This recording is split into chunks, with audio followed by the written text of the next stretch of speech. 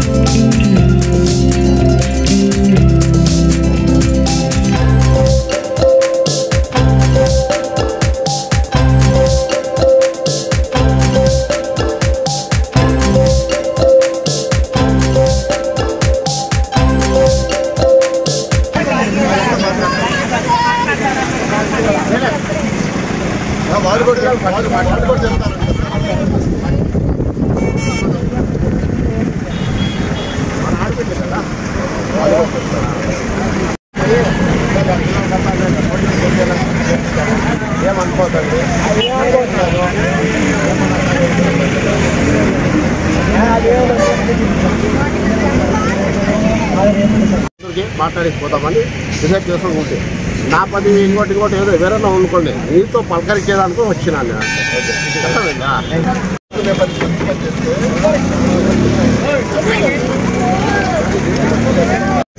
చాలా మంచి పని చేస్తారు. చదువుకి చాలా ప్రోత్సాహం వేస్తారు